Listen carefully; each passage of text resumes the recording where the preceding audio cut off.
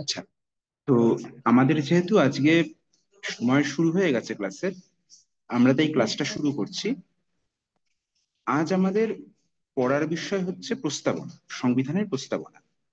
গতদিন আমরা সংবিধানের একটা সংক্ষিপ্ত ভূমিকা দিয়েছি, অর্থাৎ সংবিধান কি এবং সংবিধানের প্রাসঙ্গিকতা কি, এটা নিয়ে আমরা খুব সংক্ষিপ্ত কিছু কথা বলেছি।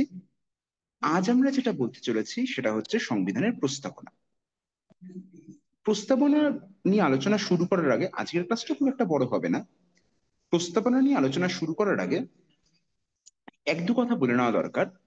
দেখবে, অনেক ক্ষেত্রেই ভারতবর্ষের সংবিধানের ক্ষেত্রে এটা বলা হয়ে থাকে যে ভারতের সংবিধানের তো কোনো নিজস্বতা নেই, আরো 10-12টা দেশের থেকে এই সংবিধানের বিভিন্ন অংশকে নেওয়া হয়েছে, নিয়ে তবে আমাদের নিজেদের সংবিধান তৈরি হয়েছে। এই কথা তোমরা ছোটবেলা থেকে অনেকে শুনে এসেছো, এবং এর ফলে অনেকের আমাদের সংবিধান সম্বন্ধে এক ধরনের বিরাগ রয়েছে। এটা আমি যখন এখানে ক্লাসে পড়াই তখনও দেখি কোনো কোনো ছেলে মনে করে যে আহ, সংবিধান আমাদের সংবিধানটা তো ঠিক আমাদের অতটা নিজস্ব বিষয় নয়, অন্যান্য দেশের সংবিধানে যত নিজস্বতা রয়েছে। এক্ষেত্রে একটা কথা বলা দরকার, দেখো, আমাদের সংবিধানে বিভিন্ন বিষয়, বিভিন্ন সূত্র থেকে, বিভিন্ন উৎস থেকে আমরা ইন্সপিরেশন বা অনুপ্রেরণা পেয়েছি, এটা সত্যি কথা। কিন্তু এই বিভিন্ন উৎসগুলোকে সমন্বয় করে যে বিষয়টা আমরা তৈরি করেছি সেটা কিন্তু একেবারে আমাদের নিজস্ব। এবং এই এই ধরনের সমন্বয় কিন্তু পৃথিবীর আর অন্য কোনো সংবিধানে নেই। এবং আমরা ধরো যখন কোনো কোনো দেশের সংবিধান থেকে কোনো বিষয়, বিশেষ বিষয় গ্রহণ করছি, আমরা কোনো দেশের সংবিধান থেকে অন্য কিছু গ্রহণ নিচ্ছি, কিন্তু সেটা কিন্তু আমরা নিজেদের মতো করে ইন্টারপ্রেট বা ব্যাখ্যা করেছি। অর্থাৎ আমরা ব্যাখ্যা রহিত ভাবে, ব্যাখ্যা না করে আমরা কোনো বিষয় কিন্তু গ্রহণ করিনি। এই বিষয়টা বোঝাটা খুব গুরুত্বপূর্ণ। এবার আসি আমাদের প্রস্তাবনার ক্ষেত্রে। শুধু একটা ছোট কথা বলে প্রস্তাবনার বিষয়টা শুরু করা যাক। একজন খুব বিখ্যাত রাষ্ট্রবিজ্ঞানী, তার নাম বলছি না, ইংল্যান্ডের, তিনি তার অতি বিখ্যাত একটা বই, যেটাকে আমরা বলি ম্যাগনাম ওপাস, যার বাংলা মহাগ্রন্থ, তিনি তার এই মহাগ্রন্থটা যখন লিখেছিলেন, সে মহাগ্রন্থের শুরুতে তিনি ভারতবর্ষের সংবিধানের প্রস্তাবনাটুকু লিখেছিলেন। লেখার পর তিনি নিচে লেখেন, আমি আমার গোটা বইতে যা কথাবার্তা লিখেছি তার সবটা সংবিধানেরই প্রস্তাব, ভারতীয় সংবিধানের প্রস্তাবনাটুকুতে সেই সবটা বলা রয়েছে। অর্থাৎ একজন বিদেশি ব্রিটিশ রাষ্ট্রবিজ্ঞানী, তিনি তিনি ভারতের সংবিধানের প্রস্তাবনাটি পড়তে গিয়ে তিনি এন্টায়ার রাষ্ট্র দর্শনের মূল সূত্রগুলোকে সেখানে খুঁজে পাচ্ছেন। অর্থাৎ বোঝা দরকার যে ভারতের সংবিধানের প্রস্তাবনা কি বিপুল গভীর একটি বিষয়। এবার প্রশ্ন আসতে পারে, প্রস্তাবনা কি? সংক্ষেপে বলে রাখা দরকার, এই প্রস্তাবনা বা প্রিফেস হলো আমাদের সংবিধানের একটা অতি সংক্ষিপ্ত ভূমিকা। আমাদের গোটা সংবিধানের যে টেম্পারামেন্ট, আমাদের গোটা সংবিধানের যে ভাইব, এইটা এই প্রস্তাবনার মধ্যে ধরা পড়েছে। তোমরা যদি প্রস্তাবনাটা পড়ো, তোমাদের প্রত্যেকের বইতেই আশা করি প্রস্তাবনাটা রয়েছে, আমরা ভারতের জনগণ ভারতকে সার্বভৌম, স্বাধীন, সমাজতান্ত্রিক, গণতান্ত্রিক প্রজাতন্ত্র হিসেবে গ্রহণ করছি। আমাদের দেশের উদ্দেশ্য, লক্ষ্য জাস্টিস, লিবার্টি, ইকুয়ালিটি। তোমরা এটা দেখবে প্রত্যেকেই পড়ে এসছো, অধিকাংশ কিছুটা মানে না বুঝেই পড়েছো। কিন্তু যেটা বলা দরকার, আদতে এই প্রস্তাবনাটা হচ্ছে ভারতীয় সংবিধানের মুখবন্ধ বা মুখরা। ভারতের সংবিধানের এন্টায়ার স্পিরিটটা, তার টেম্পারামেন্টটা, সেটা এই প্রস্তাবনার মধ্যেই রয়েছে। অর্থাৎ তোমরা যদি খুব গভীরভাবে, খুব অভিনিবেশ সহকারে এই প্রস্তাবনাটা পড়ো, তাহলে তোমরা কিন্তু আদতে ভারতীয় সংবিধানের মূল সূত্রগুলোকে, মূল বৈশিষ্ট্যগুলোকে এবং মূল লক্ষ্যগুলোকেও বুঝতে পারবে। এখন সংবিধানের প্রস্তাবনাকে আমরা মূলত দুভাগে ভাগ করি। যে প্রস্তাবনাটার একটা প্যারাগ্রাফ তোমরা দেখো, যেখানে অমুক দিনে 26শে জানুয়ারি 1950 সালে আমরা আমাদের দেশকে, এই সংবিধানকে অর্পণ করছি বলে লেখা রয়েছে। সেই প্রস্তাবনাটা থেকে শুরু হচ্ছে আমরা ভারতের জনগণ এই বলে। অর্থাৎ তোমরা যদি ভালো করে দেখো তাহলে দেখবে সংবিধানের প্রস্তাবনা যেটা বলছে সেটা হচ্ছে আমাদের ভারতের জনগণ আমরা নিজেরাই এই প্রস্তাবনাটা বানিয়েছি। এটা একটা বিরাট বিষয়। তোমরা যদি অন্যান্য কোনো রাজতন্ত্র দেখো যেখানে রাজা বা স্বৈরাচারী শাসক রয়েছেন, সেখানে রাজা বলেন আমি আইন তৈরি করেছি, আমরা গুটি কয় মানুষ মিলে আইন তৈরি করেছি। কিন্তু আমাদের সংবিধানে বলা হচ্ছে আমরা ভারতের জনগণ আমরা প্রত্যেকে নিজেদের উপরে এটাকে অর্পণ করছি সংবিধানকে। অর্থাৎ ধরে নেওয়া হচ্ছে ভারতের সকলে এই সংবিধানের সংবিধানকে তৈরি করেছে। অর্থাৎ এটা গণতন্ত্রের একটা খুব বিরাট বড় স্পিরিট, যেখানে প্রত্যেকটি মানুষকে, দেশের প্রত্যেকটি নাগরিককে এই সংবিধান নির্মাণের কাজে বাস্তবিকভাবে না হলেও তাত্ত্বিকভাবে ইনক্লুড করা হলো। অর্থাৎ এই ইনক্লুশনটা আমরা যদি রবীন্দ্রনাথের কথা ভাবি, যেখানে রবীন্দ্রনাথ বলছেন যে আহ কেহ নাহি জানে কারা ওখানে কত মানুষের ধারা, দুর্বার স্রোতে এলো কোথা হতে সমুদ্রে হলো হারা। সেই সেই যদি তোমরা রবীন্দ্রনাথের ওই ভারতীর্থ কবিতা পড়ো, যেখানে রবীন্দ্রনাথ কাউকেই চলে যেতে বলছেন না, সবাইকে আপন করে নিচ্ছেন। এই যে ইনক্লুসিভনেসটা, স্বামী বিবেকানন্দ বলছেন ভারতীয় কোনো ভাষায় এক্সক্লুশন কথাটার কোনো অনুবাদ হয় না, কারণ আমরা চিরকাল ইনক্লুড করেছি, কাউকে এক্সক্লুড বা বহিষ্কার করিনি। এই যে বিষয়টা, এই ইনক্লুসিভনেসটা, সকলকে নিয়ে চলার যে স্পিরিটটা, এইটা কিন্তু আমাদের গণতন্ত্রের, আমাদের সংবিধানের একটা বিরাট বড় স্পিরিট। তাহলে এইটা হচ্ছে একটা গুরুত্বপূর্ণ দিক। অর্থাৎ আমাদের গণতান্ত্রিক, আমাদের সংবিধানের যে গণতান্ত্রিক নেচারটা, যে একটা একটা স্পিরিটটা, সেই স্পিরিটটা আমাদের প্রস্তাবনার একেবারে শুরুয়াতি শব্দটি বন্ধটায়, we the people of India, আমরা ভারতের জনগণ, তাতেই কিন্তু এটা রয়েছে।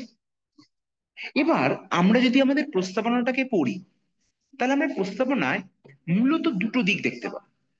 দুটো দিক কি কি? প্রথম দিক যেটা, সেটা হলো ভারতীয় রাষ্ট্রের বৈশিষ্ট্য, এবং দ্বিতীয় যে দিকটা, সেটা হচ্ছে ভারতীয় রাষ্ট্রের লক্ষ্য। দেখো তোমরা যদি প্রস্তাবনা পড়ো, দেখবে প্রস্তাবনা একদম শুরুতেই বলে দেওয়া হচ্ছে ইন্ডিয়া কেমন রাষ্ট্র হবে। It will be sovereign socialist secular Democratic Republic. বাংলায় সার্বভৌম, সভরেন, সোশ্যালিস্ট বা সমাজতান্ত্রিক, সেকুলার বা গণতান্ত্রিক ধর্মনিরপেক্ষ, ডেমোক্রেটিক বা গণতান্ত্রিক, এবং রিপাবলিক বা সাধারণতন্ত্র বা প্রজাতান্ত্রিক। অর্থাৎ এটা আমাদের ভারতীয় রাষ্ট্রের নেচার বা প্রকৃতি। আমরা সার্বভৌম হব, অর্থাৎ অন্য কোনো রাষ্ট্র আমাদের নিয়ন্ত্রণ করতে পারবে না, আমাদের শাসন করতে পারবে না। আমরা স্বাধীনভাবে নিজেরা নিজেদের দেশের আইন তৈরি করব, এবং অন্য কোনো দেশের অনুগত বা অবনত থাকবো না। নাম্বার ওয়ান, এটাকে বলে সার্বভৌমিকতা বা সভরেন্টি। অর্থাৎ আমরা স্বাধীন, এবং স্বাধীনভাবে আমরা আমাদের নিজেদের দেশের যাবতীয় ডিসিশন নিতে পারি। Number one. Number two, socialist. অর্থাৎ আমরা আমাদের দেশে খুব বেশি অসাম্যকে গুরুত্ব দেব না, আমরা এক ধরনের সাম্য অবস্থা বজায় রাখবো, যেখানে দেশের সব মানুষ সমান সুযোগ পেতে পারে। এবং এইটাই আমাদের ভারতবর্ষের রাষ্ট্রের চরিত্র। অর্থাৎ আমরা সমাজতান্ত্রিক, সেকুলার, ধর্মনিরপেক্ষ। ভারতবর্ষ বহু ধর্মের দেশ। এখানে সংবিধান প্রণেতারা বলছেন কোনো একটি ধর্ম অন্য কোনো ধর্মের উপরে প্রাধান্য বিস্তার করতে পারবে না। অর্থাৎ সব ধর্মই এখানে সমান গুরুত্ব পাবে, এবং রাষ্ট্র সব ধর্মকেই সমান চোখে দেখবে, কাউকে বেশি কাউকে কম এমনটা করবে না। সেকুলার বা ধর্মনিরপেক্ষ। ডেমোক্রেটিক, আমাদের দেশের গণতান্ত্রিক স্পিরিট বজায় থাকবে। অর্থাৎ আমরা আমাদের দেশ শাসনের সময় প্রত্যেকটি নাগরিককে সমান বলে মেনে নেব। এটা হচ্ছে ডেমোক্রেটিক। And finally Republic. অর্থাৎ রিপাবলিকের স্পিরিটটা হচ্ছে আমরা নিজেরা নিজেদের শাসন করব। অর্থাৎ আমাদের অন্য কোনো রাজা আমাদের শাসন করবে না, আমরা নিজেরা নিজেদের শাসন করব। আমরা সবাই রাজা, আমাদেরই রাজার রাজা। অর্থাৎ এই যে নিজেরা নিজেদের শাসন করব, এই যে স্পিরিটটা, this is the you know this is the crux of our constitution. তাহলে এইটাই হচ্ছে ভারতবর্ষের রাষ্ট্রের চরিত্র। ভারতীয় রাষ্ট্র কেমন যদি কেউ তোমাদের প্রশ্ন করে, তোমরা এক অর্থে বলতে পারো sovereign socialist secular Democratic Republic. প্রসঙ্গত উল্লেখ্য, এই সোশ্যালিস্ট আর সেকুলার কথাটা 1950 সালে যখন আমাদের সংবিধান তৈরি হলো তখন এটার ইনক্লুড করা ছিল না। 1970-এর দশকে 42তম সংবিধান সংশোধনীর মাধ্যমে এটাকে ভারতীয় সংবিধানের অংশ করা হয়। যদিও তোমরা যদি কেউ প্রশ্ন করো তাহলে কি এই শব্দটা ভারতীয় সংবিধানের প্রাণ নয়? একেবারেই না। ভারতীয় সংবিধানকে তুমি যদি পড়ো, সেখানে তুমি দেখবে ভারতের সংবিধানের অন্যত্র সব জায়গায় এই সেকুলার আর সোশ্যালিস্ট স্পিরিটটাকে কিন্তু বজায় রাখা হয়েছে। এটা তাহলে তাহলে এটা এক অর্থে গেল আমাদের সংবিধানের চরিত্র। এবার আসি, বা রাষ্ট্রের চরিত্র, এবার আসি আমাদের রাষ্ট্রের উদ্দেশ্য কি। প্রস্তাবনা সে কথাও বলছে। প্রস্তাবনা বলছে আমাদের রাষ্ট্রের কিছু উদ্দেশ্য রয়েছে। উদ্দেশ্য কি? দেখবে লেখা রয়েছে জাস্টিস, ইকোনমিক, সোশ্যাল, পলিটিক্যাল। অর্থাৎ দেশের প্রতিটা নাগরিকের রাজনৈতিক, সামাজিক এবং অর্থনৈতিক ন্যায় বিধান রাষ্ট্রের উদ্দেশ্য। কোন মানুষ খেতে পাচ্ছে না, অপর মানুষ প্রচুর খেতে পারছে, এই যে অসাম্য, এটাকে আটকানো। কোন মানুষ ভোট দিতে পারছে না despite we are a democracy, এটাকে আটকানো।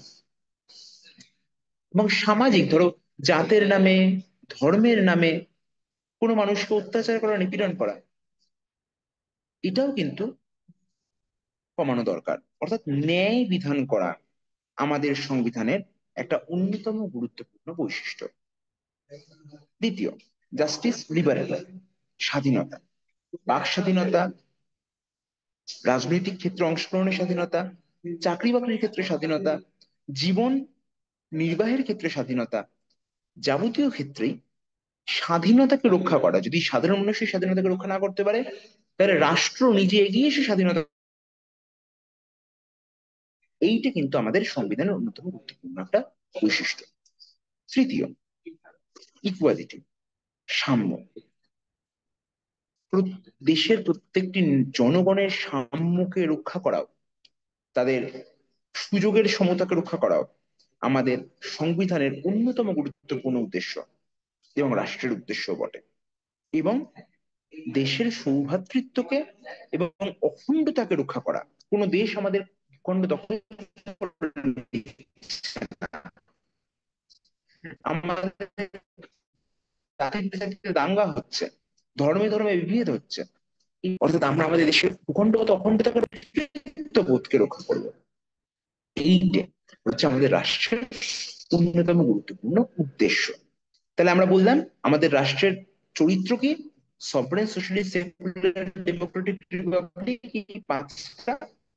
এবং আমাদের উদ্দেশ্য কি, জাস্টিস, ইকুয়ালিটি, ইন্টিগ্রিটি, এগুলোকে রক্ষা করা। রাষ্ট্রের বৈশিষ্ট্য, রাষ্ট্রের উদ্দেশ্য, এটা আমাদের প্রস্তাবনার একেবারে মূলে দেওয়া রয়েছে। এবং তার সঙ্গে সঙ্গে এটাও বলা রয়েছে আমরা সংবিধান তৈরি করেছে দেশের মানুষ, অর্থাৎ দেশের মানুষের জন্য সংবিধান, মানুষকে নিয়ে সংবিধান, মানুষের দ্বারা তৈরি সংবিধান। অর্থাৎ দেশের জনগণই আমাদের সংবিধানের, আমাদের রাষ্ট্রের মূল সার্বভৌম স্বাধীন শক্তি। তারাই এই দেশটাকে তৈরি করেছে। এই স্পিরিটটা আমাদের সংবিধানের একটা অত্যন্ত মূল স্পিরিট। তবে আমাদের প্রস্তাবনা কিন্তু ডিরেক্টলি জাস্টিসিয়েবল নয়। অর্থাৎ প্রস্তাবনার ভিত্তিতে তুমি কিন্তু ন্যায় দাবি করতে পারো না কোর্টে, আদালতে। তবে আমাদের এন্টায়ার জাস্ট জুডিশিয়াল সিস্টেমে প্রস্তাবনা কিন্তু একটা খুব আলোকবর্তিকা হিসেবে, একটা খুব স্পিরিট হিসেবে এটা থেকে গেছে। That's that. এটাই হচ্ছে আমাদের প্রস্তাবনার মূল জায়গা। তোমাদের জন্য আর এর বিশেষ গভীরে গিয়ে লাভ নেই। আমি আপাতত এখানেই বিষয়টাকে শেষ করলাম। যদি তোমাদের কোনো প্রশ্ন থাকে, তোমরা উপযুক্ত চ্যানেলের ভিত্তিতে যদি এই প্রশ্নটা কখনো করা সম্ভব হয়, তোমরা প্রশ্ন করো, আমি তোমাদের উত্তর দেবো। Thank you so much. আমি আপাতত ক্লাসটা এখানেই শেষ করছি।